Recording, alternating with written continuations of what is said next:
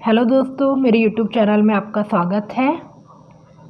तो हम पढ़ रहे थे ऑडिट रिपोर्ट। इससे पहले हम ऑडिट रिपोर्ट के अर्थ, परिभाषा है, उसकी विशेषताएं, महत्व के बारे में हमने पढ़ा था और आज हम पढ़ेंगे ऑडिट रिपोर्ट के प्रकार। ये बहुत ही ज़्यादा इम्पोर्टेंट टॉपिक है, तो प्लीज़ इसे आप ध्यान से देखें और जिनने भी चैनल को लाइक सब्सक्राइब नहीं किया है तो प्लीज़ कर लेवे और अपने दोस्तों को शेयर करें।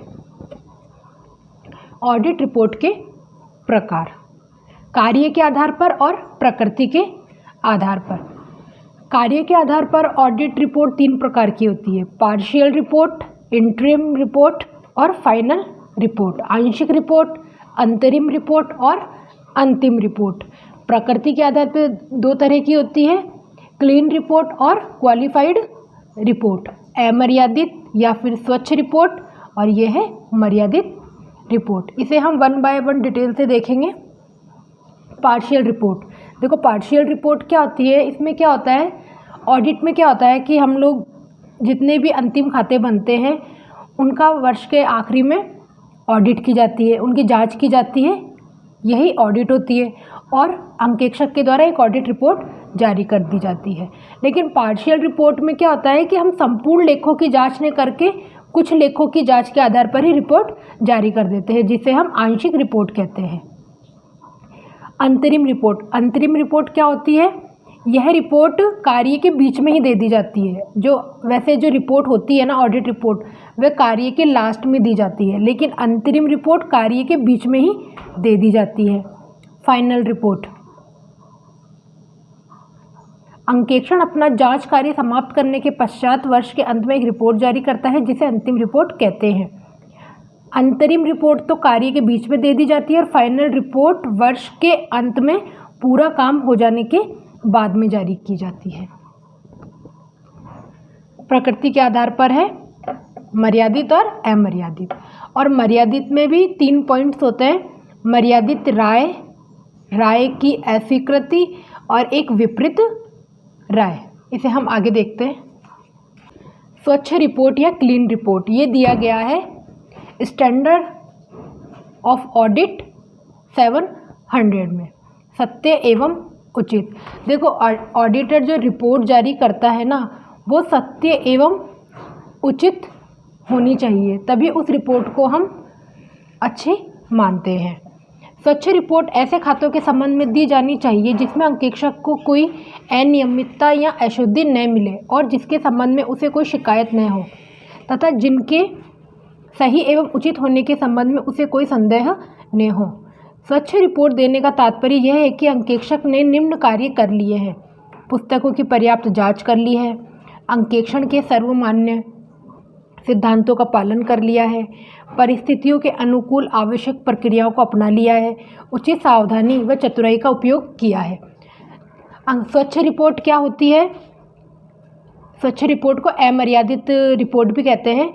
इस रिपोर्ट का अर्थ होता है कि जो भी लेखे बने हुए हैं, जो भी खाते हैं, वो एकदम सही जानकारी दे रहे हैं, इसमें किसी भी प्रकार की त्रुटि नहीं की गई है, किसी भी प्रकार का गबन नहीं किया गया है, तब अंकेक्षक स्वच्छ रिपोर्ट जारी करता है और उसमें पॉइंट लिखता है सत्य एवं उचित। ये ध्यान रखना, कंपटीशन एग्जाम में पूछा जाता है, स्वच्छ रिपोर्ट सत्य एवं उचित।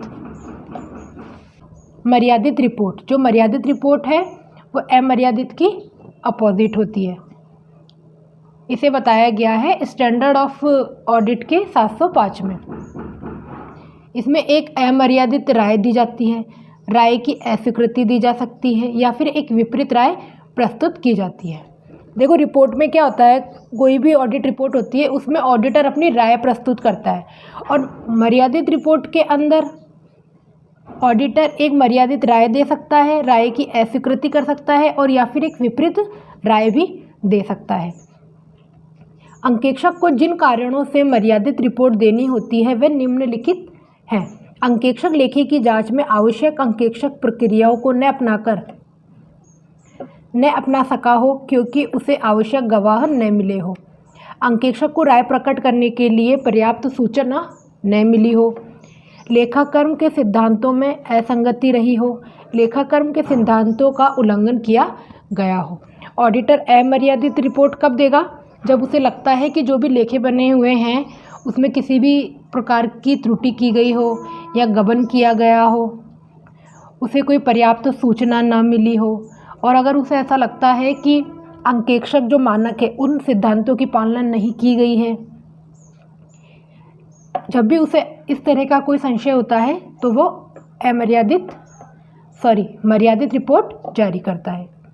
क्वेश्चन बनता है कि अंकेक्षक एक मर्यादित राय कब देगा? अंकेक्षक पर्याप्त उपयुक्त अंकेक्षण साक्ष्य प्राप्त करने के बाद एक निष्कर्ष तक पहुंचता है कि वित्तीय विवरणों में मिथ्या वर्णन व्यक्तिगत या सामूहिक रूप से महत्वपूर्ण है परंतु व्यापक नहीं है।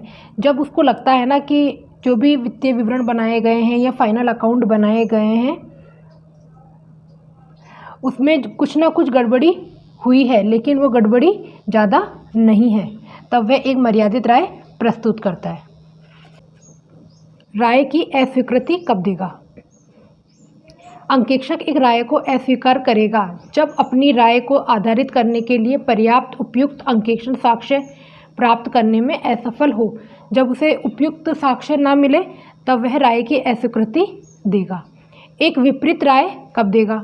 अंकेक्षक एक विपरीत राय व्यक्त करेगा यदि पर्याप्त उपयुक्त अंकेक्षण साक्ष्य प्राप्त करने के बाद इस निष्कर्ष पर पहुंचता है कि मिथ्या वर्णन वित्तीय विवरण के लिए अकेले और संयुक्त दोनों तरह से महत्वपूर्ण और व्यापक है। तो ये थी मर्यादित और अमर्यादित रिपोर्ट। इसे हम शॉर्ट में देख सकते हैं।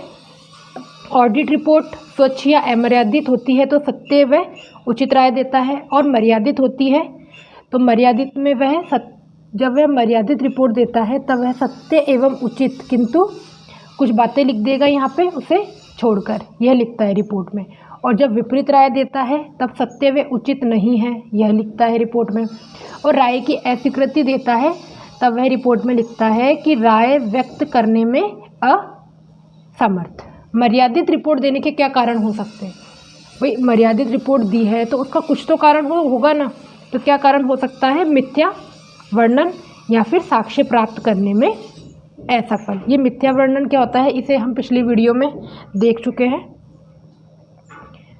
आई होप आपको आज का वीडियो पसंद आया होगा। ये एक इम्पॉर्टेंट टॉपिक है। कल हम देखेंगे अंकेक्षण रिपोर्ट के तत्व। प्लीज़ चैनल को लाइक एंड सब्सक्राइब कीजिए। Thank you.